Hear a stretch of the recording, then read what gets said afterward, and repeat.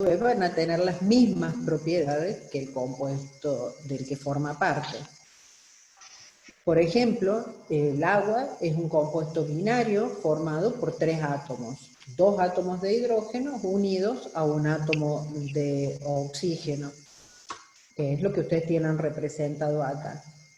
Pero hay moléculas muchísimos más grandes, por ejemplo, la gamma globulina humana, que es la proteína de la sangre, está formada por 19.996 átomos que forman esa molécula extremadamente grande. Solo 4 tipos de átomos, que es carbono, hidrógeno, oxígeno y nitrógeno. Una molécula relativamente grande también puede ser la sacarosa, que es lo que tienen ustedes representado ahí. Y está formado también por 3 tipos diferentes de átomos, que es carbono, hidrógeno y oxígeno.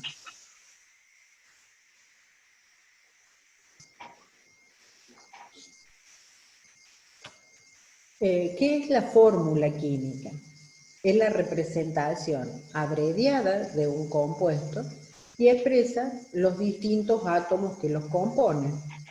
Yo les decía recién por ejemplo, cuando hablábamos del óxido de hierro, o sea, si yo hablo de óxido de hierro o óxido férrico, yo sé que está formado por oxígeno y por hierro, y que la relación entre ese oxígeno y ese hierro, cuando yo esté hablando de ese compuesto en particular, va a ser siempre la misma. ¿Qué podemos obtener a partir de conocer su fórmula química? ¿Qué elementos lo forman? El número de átomos de cada tipo que constituyen esa molécula. ¿Cuál es la composición decimal que forman parte ese compuesto? El estado de oxidación de los compuestos que lo forman y el peso molecular. En el caso, bueno, les decía, del agua, tenemos que tiene una masa molar de 18,02. En el caso de la sacarosa, la masa molar es mucho más grande, es 342,3 gramos por mol. Nosotros podemos conocer 2 tipos de fórmulas. Las moleculares es donde es el número exacto de los átomos que la componen. Por ejemplo, la glucosa, yo voy a tener 6 carbonos, 12 hidrógenos, 6 oxígenos. Esa es la fórmula molecular de la glucosa. Y también voy a tener fórmula empírica, que es lo mínimo o la relación mínima que existen entre cada uno de los átomos que lo están formando. Por ejemplo, en el caso de la glucosa, yo lo puedo simplificar por 6 y entonces voy a obtener que la fórmula empírica va a ser un carbono, 2 hidrógenos y un oxígeno. Es la mínima relación que voy a obtener de ese determinado compuesto. La mayoría de las sustancias son compuestos formados por combinaciones de átomos. Por ejemplo, si nosotros hablamos del agua y habíamos dicho que si hablamos de una molécula, esa molécula es eléctricamente neutra, ¿qué significa? Si el estado de oxidación del oxígeno es -2, pero a su vez está combinado con 2 hidrógenos cuyo estado de oxidación es +1, esa molécula en un todo es eléctricamente neutra, porque esas cargas se anulan entre sí. El -2 del oxígeno con cada carga positiva del hidrógeno. Entonces esa molécula es eléctricamente neutra.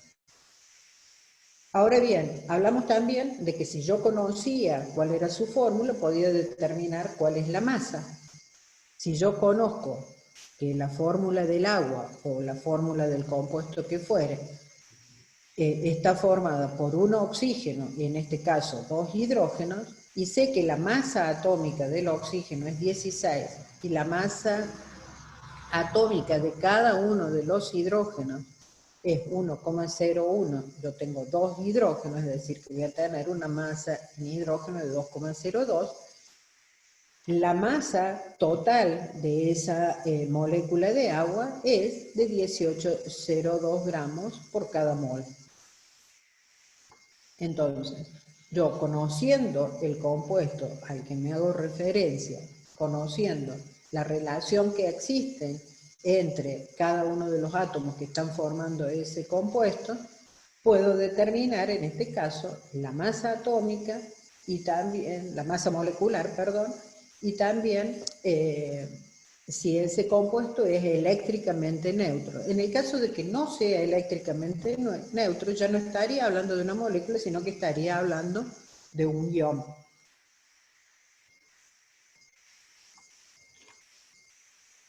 Entonces, fíjense que recién hablábamos de el agua y que era la unión entre el oxígeno y el hidrógeno, pero la relación era 2 hidrógenos por cada oxígeno. Pero yo puedo tener también otra unión, hidrógeno-oxígeno, y que ya no estoy hablando del agua, estoy hablando de otro compuesto. En este caso puede ser el peróxido de hidrógeno, que es este que ustedes tienen acá, donde ya el estado de oxidación del oxígeno no es más -2, tiene otro estado de oxidación que ya lo vamos a ir viendo. Por otro lado, cuando hablamos de moléculas, nosotros acá, estas serían moléculas, por el tipo de unión que presenta, y ya durante el cuatrimestre los vamos a ir desglosando y tratando de averiguar un poquito más con respecto a las uniones. Pero existen otros compuestos donde yo ya no puedo dividir o separar una molécula porque esos compuestos son compuestos iónicos, entonces en ese caso se hablan de unidades formulares. Por ejemplo, el cloruro de sodio, donde su tipo de estructura es de esta manera, y yo hablo de la unidad formular, que es cloruro de sodio. Cuando uno habla de química, siempre nos hacemos referencia a determinadas propiedades experimentales, en el caso de las transformaciones químicas. Algunas pueden ser ponderales y se refieren a la masa de las sustancias que intervienen en la reacción. Por ejemplo, la ley de la conservación de masa. La ley de conservación de masas, si nosotros estamos trabajando en una reacción química común, en un sistema cerrado donde no exista intercambio con el exterior, las masas contenidas permanecerán constantes aunque se produzcan reacciones. ¿Qué significa eso? Supónganse que nosotros partimos de carbón y oxígeno y formamos el dióxido de carbono. La masa del carbono es 12, la masa del oxígeno 32 y voy a obtener dióxido de carbono, es decir, la masa que yo puse de reactivos y la masa de los productos que obtengo tiene que ser exactamente la misma. Eso es la ley de conservación de masa. ¿Qué pasa con la ley de las proporciones definidas o de la composición constante, la ley de Proust? Cuando dos o más sustancias se combinan para formar un compuesto, lo hacen siempre en una proporción en masa fija y constante. Proust comenzó a estudiar el carbonato de cobre y él vio que sacaba carbonato de cobre de distintos lugares, cuando los analizaba veía que la relación cobre, carbono, oxígeno era siempre la misma, 5:1:4.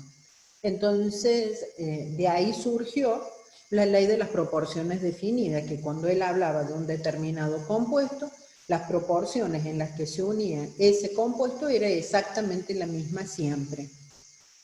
Por ejemplo, en el caso del agua, nosotros seguimos con el agua y vemos que si yo pongo a reaccionar hidrógeno con oxígeno para formar agua, tengo 4 gramos de hidrógeno, 32 gramos de oxígeno para obtener 36 gramos de agua. Es decir, la relación en masa del agua es 1 en 8, 1 de hidrógeno por cada 8 gramos de oxígeno. Y siempre va a ser exactamente esa misma relación de masa. En el caso del cloruro de sodio, la sal de mesa común, nosotros tenemos que en un mol tenemos 58,5 gramos y la relación en la que se mantiene unida el cloruro de sodio siempre va a ser 39 a 61, es decir, 39,3% de sodio por cada 60,7% de cloro. Otra de las propiedades con las que trabajamos, y después cuando veamos estados de agregación de la materia, en la parte de gases lo vamos a ver un poquito más ampliado, son las leyes volumétricas, es decir, leyes que cuando uno trabaja con gases, las aplica. Entonces, lo que tenemos en este caso es la ley de los volúmenes de combinación o ley de Gay-Lussac, que si todos los volúmenes están medidos a la misma presión y temperatura, los volúmenes de los gases que se combinan en las reacciones químicas están relacionados entre sí como números enteros. Por ejemplo, el nitrógeno se puede combinar con el oxígeno para formar diferentes óxidos. Yo acá le puse 3 ejemplos. Si yo combino 2 volúmenes gaseosos de nitrógeno con un volumen gaseoso de oxígeno, voy a obtener 2 volúmenes de óxido de dinitrógeno, cuya relación nitrógeno-oxígeno va a ser de 2 a 1. Cuando uno habla de un volumen de nitrógeno, un volumen de oxígeno, vamos a obtener 2 volúmenes de monóxido de nitrógeno, en cuyo caso la relación es 1 a 1. Cuando uno hace mención a un volumen de nitrógeno, 2 volúmenes de oxígeno para obtener 2 volúmenes de dióxido de nitrógeno, la relación en este caso nitrógeno-oxígeno es 1 a 2. Fíjense que son 3 compuestos diferentes formados por las mismas clases de átomos, nitrógenos y oxígenos, pero que se combinan de diferentes maneras. Al combinarse ya de diferentes maneras, obtengo diferentes compuestos, por más que estén formados los 3 por nitrógeno y oxígeno, y cada uno de ellos va a tener propiedades diferentes. Otra de las leyes también volumétricas es la ley de Avogadro, que surge de la ley de Gay-Lussac. Volúmenes iguales de gases a la misma presión y temperatura contienen el mismo número de moléculas o de átomos dependiendo de lo que estemos hablando.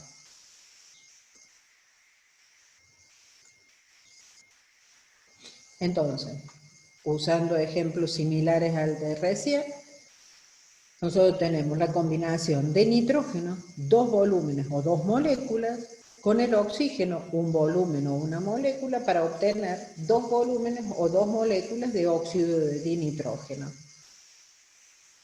Si combinamos un volumen o una molécula de nitrógeno con un volumen o una molécula de oxígeno, vamos a obtener 2 volúmenes, pero en este caso va a ser monóxido de nitrógeno, o 2 moléculas de monóxido de nitrógeno. Volviendo al agua, que lo hemos estado poniendo de ejemplo, que habíamos dicho que la relación en masa era 1 a 8, pero la relación atómica o en volumen es 2 a 1, nosotros tenemos que por cada 2 moléculas o 2 volúmenes de hidrógeno que reaccionan con un volumen o una molécula de oxígeno, se van a formar 2 volúmenes o 2 moléculas de agua.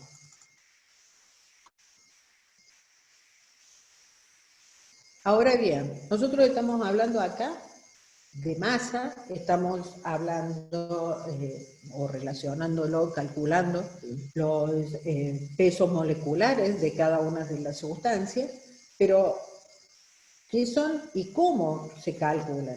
¿Se imaginan ustedes cómo medimos nosotros la masa de un átomo? O sea, es imposible pesar la masa de un átomo. Matriculado para que le haga una inspección y para que es imposible medir la masa de un átomo, o sea, nosotros no lo podríamos pesar. Entonces, cómo se fue trabajando, cómo se fue haciendo para poder medir o pesar las masas atómicas. En el caso de la unidad de masa atómica o UMA, es una masa arbitraria que se, basándose o tomando como referencia el isótopo del carbono 12, al que se le asignó una masa de 12 UMA, y el carbono 12 es la unidad estándar de masa atómica, y se define como la 1/12 parte de la masa de un átomo de carbono 12. Ahora, también les estuve hablando de que, les decía, tantos gramos por mol. ¿Qué es ese mol o molécula gramo? Nosotros, si queremos pesar un átomo, que les decía recién, es algo infinitamente pequeño, o sea que sería imposible pesarlo.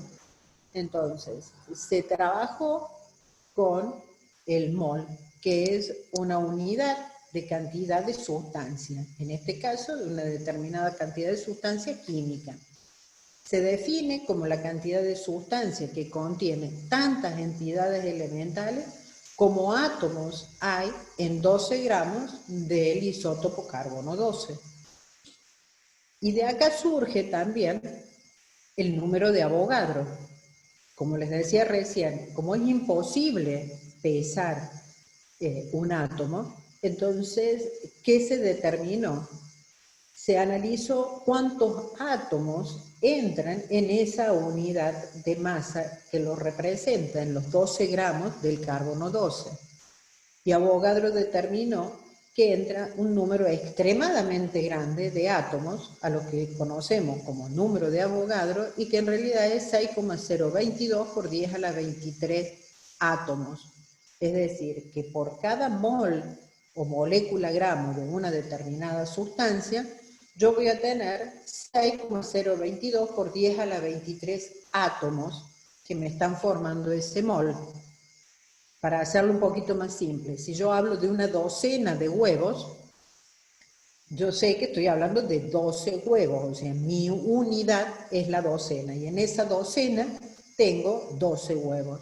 En este caso, cuando yo hablo de un mol, estoy hablando de que está formada por 6,22 por 10 a la 23 átomos, o si hablo de una molécula, por 6,022 por 10 a la 23 moléculas que me están formando ese mol. ¿Y qué es el volumen molar de un gas? Es el volumen ocupado por un mol de ese gas. También lo vamos a ver cuando veamos gases, vamos a trabajar un poquito más con esto, pero a partir de la hipótesis de Avogadro, si tenemos iguales condiciones de presión y temperatura, el volumen que ocupa un gas es siempre el mismo.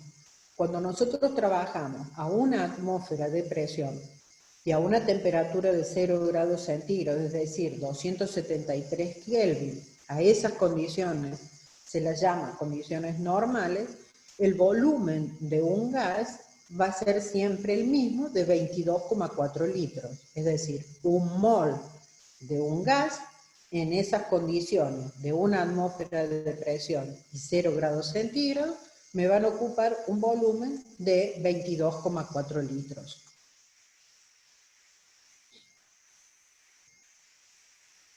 Entonces, hablamos de lo que es una composición, de lo que es una fórmula. Pero ¿qué pasa cuando hablamos de una ecuación química? ¿A qué nos hacemos referencia cuando nosotros estamos hablando de una ecuación química? La ecuación química, cuando está ajustada, es decir, cuando yo tengo la misma cantidad de productos o de los átomos que forman mis productos, y esos mismos átomos yo los tengo que tener dentro de los reactivos, o sea, eso significa que mi ecuación está balanceada. Esa ecuación química ajustada y balanceada simboliza la naturaleza y la cantidad de sustancias que participan en un determinado cambio o proceso químico. ¿Cómo la simbolizamos? Es una ecuación algebraica donde nosotros tenemos los reactivos, es decir, una suma de dos reactivos diferentes en un miembro, y los productos en el segundo miembro, que también es lo que nosotros obtenemos, separadas por una flecha. Esta flecha que me indica que esta reacción va en ese sentido, es decir, que el metano, cuando se quema en presencia de oxígeno, me da dióxido de carbono y agua, en este sentido, y esa reacción no es reversible. Si yo quiero indicar de que esa reacción es reversible, es decir, que puede ir en un sentido como en el otro, entonces debería indicarlo con una flecha doble, una en un sentido y la otra en el sentido contrario, para indicar que efectivamente esa reacción es reversible. Yo les decía recién de que la ecuación simboliza los compuestos que están reaccionando para obtener determinados productos. Siempre tengo que tener la misma cantidad, por la ley de acción de masa, la misma cantidad de los compuestos que me están reaccionando con los productos que estoy obteniendo. ¿Qué significa eso? Si yo tengo un carbono que me está reaccionando, sí o sí tengo que tener un carbono que se me está produciendo.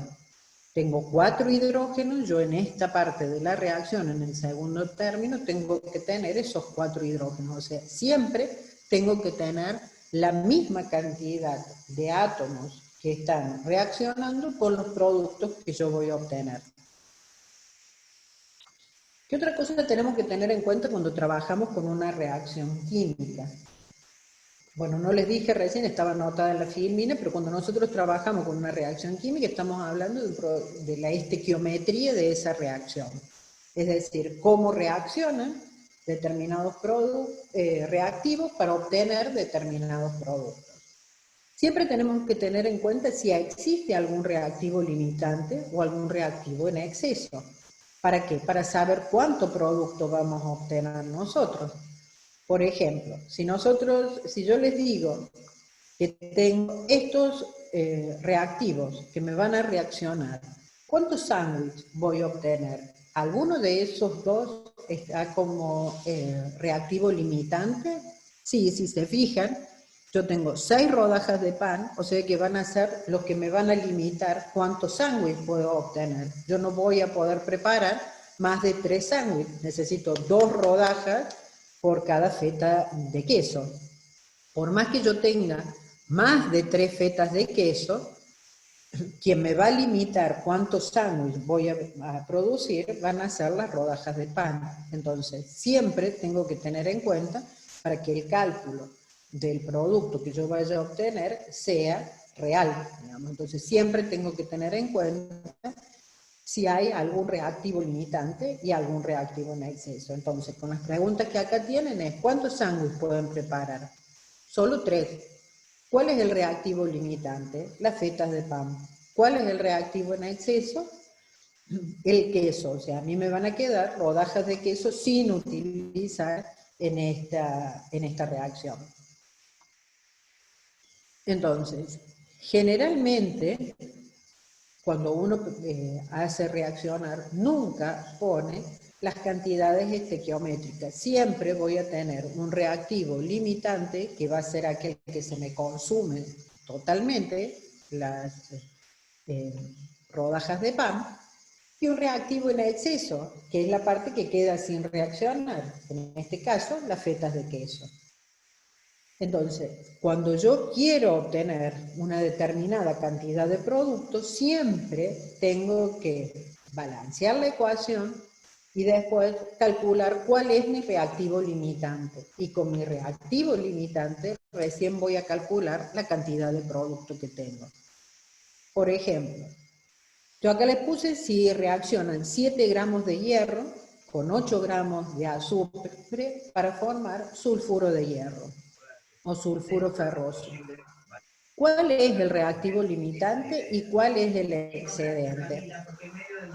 Entonces, el reactivo limitante, ¿cómo lo calculo? Chicos, silencien los micrófonos. Gracias. ¿Cómo lo calculamos? Geométricamente tengo que un mol de hierro, es decir, 56 gramos de hierro, van a reaccionar con un mol de azufre, sea 32 gramos de azufre, para obtener un mol de sulfuro ferroso u 88 gramos de sulfuro ferroso. Entonces, con una simple regla de 3, tenemos que 56 gramos de hierro me reaccionan con 32 gramos de azufre. Si yo pongo 7 gramos de hierro, me van a reaccionar con 4 gramos de azufre. Entonces, ¿qué significa eso? ¿Cuál es el limitante? Yo me voy a quedar primero, o se me va a consumir primero el hierro, y me van a quedar 4 gramos, porque solo 4 me reaccionan con esos 7, y yo puse 8, entonces me van a quedar 4 gramos en exceso una vez que la reacción haya terminado. Entonces, el reactivo limitante sería el hierro, el reactivo en exceso sería el azufre. Acá tienen otro ejemplo, que hacemos reaccionar 22,75 gramos de zinc con 50 gramos de ácido clorhídrico. ¿Qué masa de hidrógeno se desprende? Por más que a mí no me lo pidan en la reacción, yo sí o sí tengo que calcular primero el reactivo limitante, porque si yo hago el cálculo de cuánto producto obtengo utilizando el reactivo que se encuentra en exceso, voy a obtener una masa de producto irreal, que no es la que yo estoy obteniendo. Entonces, geométricamente, bueno, tengo la ecuación balanceada. Primer paso, balanceo la ecuación. Yo tengo 2 moles de ácido clorhídrico por cada mol de zinc. Si nos vamos a masa, tendría 73,02 gramos de ácido clorhídrico con 65,39 gramos de zinc. Entonces obtengo 2,02 gramos de hidrógeno. El primer paso es calcular el reactivo limitante. Si yo puse 73, geométricamente me reaccionan con 65, si yo pongo 50, necesitaría 44,78 gramos de zinc. Pero yo puse solo 22,75 gramos de zinc. Entonces, ¿qué significa? Que el zinc va a ser mi limitante, porque no tengo cantidad de zinc para que me reaccionen con los 50 gramos del ácido clorhídrico. O sea, para 50 gramos yo necesitaría tener como mínimo 44,78 gramos de zinc. Entonces, mi reactivo limitante es el zinc. Con ese reactivo limitante es con quien voy a calcular la cantidad de hidrógeno que se forma. Entonces, con 65,39 gramos de zinc, yo obtengo 2,02 de hidrógeno. Con 22,75 de zinc, voy a obtener, resolviendo esta regla de 3, 0,70 gramos de hidrógeno. Y después me pregunta también si existe algún reactivo en exceso. Y bueno, entonces tengo que ver cuánto realmente me reacciona para poder calcular el exceso que tengo. Con 65,39 gramos de zinc me reaccionan 73,02 de ácido clorhídrico. Con 22,75 de zinc me van a reaccionar, 25,40 gramos de ácido clorhídrico. Como yo puse 50 gramos, entonces haciendo esa resta, a mí me van a sobrar 24,60 gramos de ácido clorhídrico. Cuando mi reacción termine, me van a sobrar esos 24,60 gramos. Ahora, otro ejemplo que podemos poner es si yo ese reactivo, en este caso el zinc, no fuera puro y tuviera un 7,25% de impurezas. Entonces, esa cantidad de impurezas yo se la tendría que restar a mi reactivo. ¿Cómo hacemos en este caso? Perdón. ¿Cómo hacemos en este caso? Es la misma cantidad de zinc, pero me dice que reacciona con cantidad suficiente. Es decir, acá no me hace falta calcular el reactivo limitante porque reacciona con suficiente cantidad de ácido clorhídrico. Entonces, lo mismo que recién, la ecuación balanceada, cómo es la cantidad estequiométrica, y acá determinamos qué masa me representa ese 7,25% de impureza. Esa masa yo se la resto a la masa original que puse y de esa manera obtengo qué porcentaje de hidrógeno obtuve en este caso. Fíjense que en este caso es 0,65 gramos de hidrógeno. Como ese metal, el zinc, no se encontraba puro, nosotros en este caso obtuvimos 0,65 gramos, mientras que recién el ejemplo que les di anteriormente, yo ahí tenía 0,7 gramos de hidrógeno porque consideraba que el zinc era puro.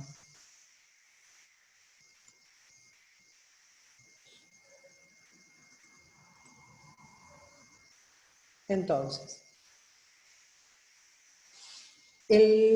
otra cosa a tener en cuenta es que en toda reacción química es muy raro que obtengamos un 100% de rendimiento. Generalmente, rendimientos muy buenos pueden rondar en un 80, 85, hasta un 90%. O sea, yo no voy a obtener un 100% de ese rendimiento. Entonces, cómo obtenemos ese rendimiento es la masa obtenida o masa real que efectivamente yo obtuve, dividido la masa teórica, si todo se hubiera convertido, por 100. Y ahí me va a dar el rendimiento de una reacción. Y el rendimiento de una reacción es algo fundamental para mejorar en la industria química. Ya vamos a ir viendo a lo largo de que avancemos este año, vamos a ir viendo cómo podemos ir mejorando ese rendimiento. Esto con respecto a lo que son las leyes de la química y las estequiometrías de las reacciones. Ahora vamos a ver algo de nomenclatura, tanto estequiometría como nomenclatura lo van a trabajar también con los profesores en el práctico. Vamos a repasar un poquito lo que ustedes deben haber visto ya en los niveles medios, que nosotros cuando tenemos el oxígeno reacciona con un no metal, forma óxidos ácidos. Esos óxidos ácidos cuando reaccionan con agua forman lo que se conoce como oxoácidos. Si ese oxígeno reacciona con un metal, obtenemos óxidos básicos, que esos óxidos básicos reaccionan con agua y obtenemos los hidróxidos. Cuando los oxoácidos reaccionan con los hidróxidos, obtenemos sales u oxosales. ¿Qué pasa si tenemos hidrógeno? Si el hidrógeno reacciona con un no metal, tenemos un hidruro no metálico, y en este caso tendríamos hidrácidos, y cuando el hidrógeno reacciona con un metal, tenemos un hidruro metálico. Cuando este hidrácido reacciona con los hidróxidos, obtenemos sales binarias. Este sería un mapa conceptual que ahora lo vamos a ir desglosando un poquito.